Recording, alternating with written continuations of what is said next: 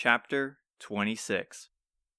The rain and wind pick up as the ship sails to the east, swaying peacefully like matching a partner's rhythm in a dance. Despite the harsh weather, the captain and her crew stayed on the deck, eyes peeled for something far beyond the sea. Hotaru takes a moment to gather some fresh air from the deck, while the others attend to Aziza and her wounds. Hotaru makes her way over to the captain, who appears to be lost in thought. Her stance is powerful like always, but her eyes are aimlessly wandering unlike her crew. "So you're the hero of the group," she said without turning away from the waves. "Seems your grandmother put a lot on you. Kinda like that Ortega fella. Some hero I'm turning out to be," Hotaru thought. After helplessly watching her friend dive into the lion's den, how could she believe she was worthy of the title? However, she didn't leave to see the captain to soak in her insecurity. She had to know more of her. From what Fedir said, she is not as ruthless as she seems. In fact, Aziza mentioned trusting her as well along with what she discovered. "You know more than you let on. Aziza told us why you wanted the bottomless pot. Tell me why the ultimate key is so important to you. You're our hostages, remember? You do our bidding without question, and you don't become one with the sea. After what Aziza went through, I only think it's fair that we know where our efforts went into. After all, I see us more as allies than prisoners. You are close to my grandma and know more about my dad's relationship with her to have simply heard rumors. If you were as evil as you make yourself out to be, he would have told us to avoid the sea at all cost, claiming pirates to be cold-blooded killers. Quite a naive girl, just as the boy was," she muttered. "You want the truth? I was an admiral of Ortega with a ship dear to me called Vento Eterno. My crew and I took to the sea, fighting uncertain battles, sailing through wicked storms. It was a good and exciting life.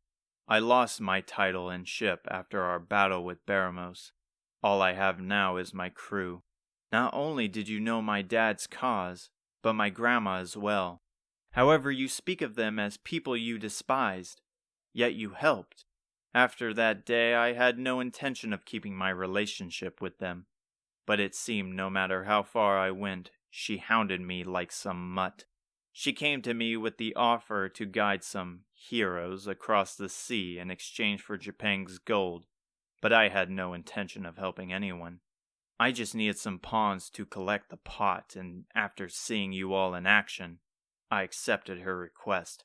At first, I didn't recognize the old coot, but once she brought up your hero's journey, it all flooded back. To think that after having our sorry butts handed to us, she still returns to the fight." She stops for a moment as sorrow fills her eyes. Pimiko never did describe the day Ortega died. Hotaru only learned of its aftermath once the king told her Baramos lived. From the people she ran into, the battle was bigger than she thought. People from around the world were involved, yet she grew up ignorant to the world. The captain was right. Hotaru was naive.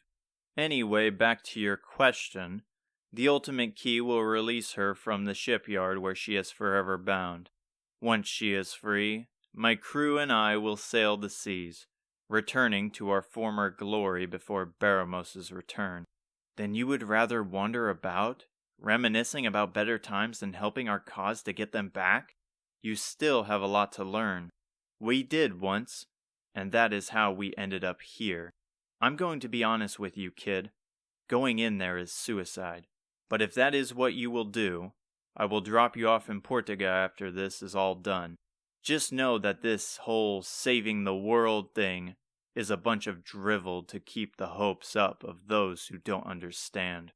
Hotaru tries to ponder the words that might have the captain reconsider, and though her belief is saddening, she looks satisfied with her plan to sail endlessly. To live a simple life, Hotaru thought. How can I fault her for wanting it? The reason I fight is for the same thing, and without the help I have received, I would have taken the same resolve. About time. she exhaled as she looked over to a coral reef peeking out from the ocean. The coral is a lifeless color with sharp spires surrounding it. The ship drops its heavy anchor and rapidly slows its approach to avoid collision. It takes a moment for the ship to stop its advancement, but the powerful waves make the ship rock back and forth. The captain steps over to the bow, where a rough sailor awaits her. She removes the bottomless pot from her coat and hands it to him. Start draining the water and be careful with it. We only get one shot. Yes, Captain, he answered. With the golden pot in hand, he secures a rope to its base and carefully lowers it to the watery abyss. It kerplunks, quickly sinking deeper until it disappears in the darkness. In its place, a small whirlpool is created, sucking in the water like a bathtub drain. In seconds, the coral ascends with many of the fish in its sheltering formation scattering. A confident chuckle escaped her lips. The bottomless pot is working.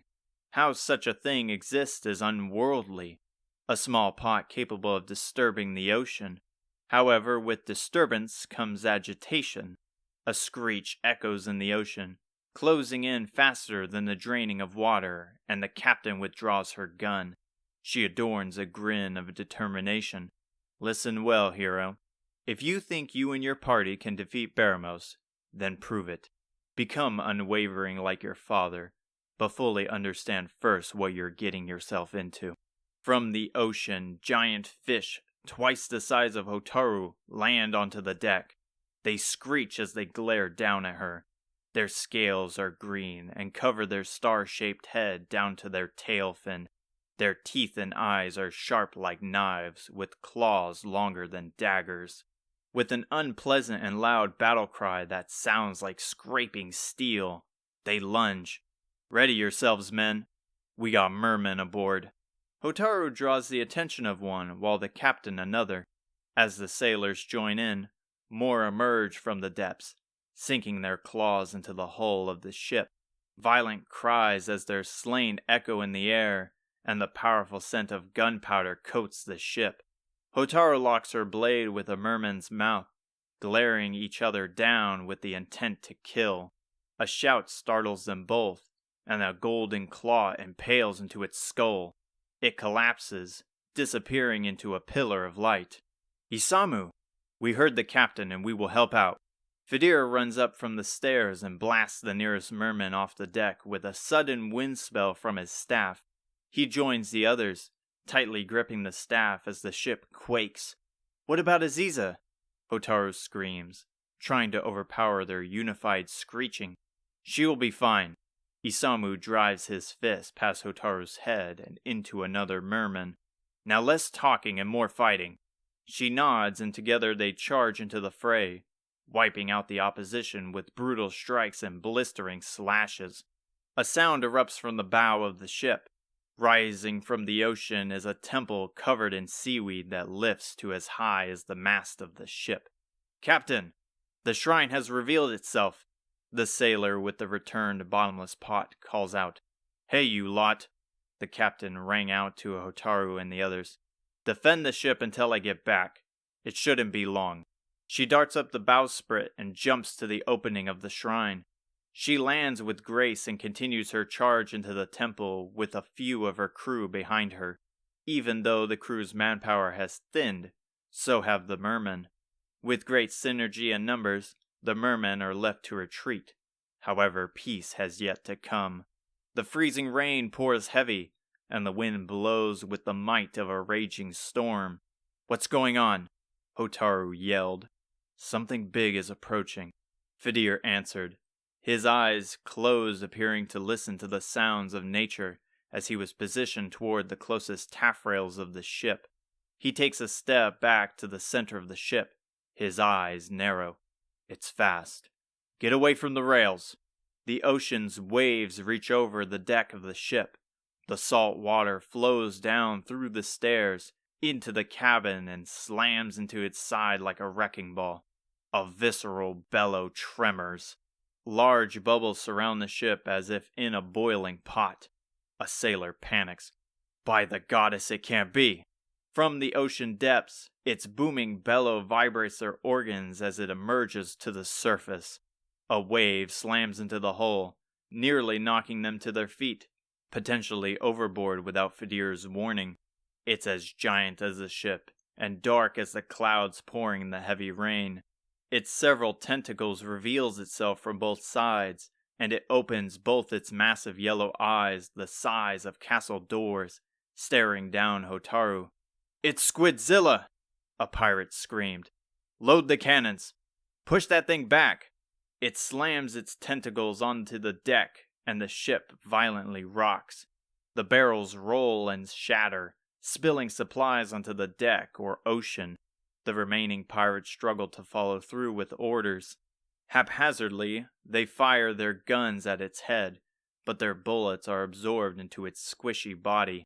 They cut into its limb with their cutlasses, and even with Hotaru and Isamu aiding them, their weapons bounce off, leaving minor lacerations. Fedir flings spells of fire and wind, yet nothing happens to the massive squid as it continues its onslaught. The beast of the ocean is different from other monsters they fought before. It is immortal.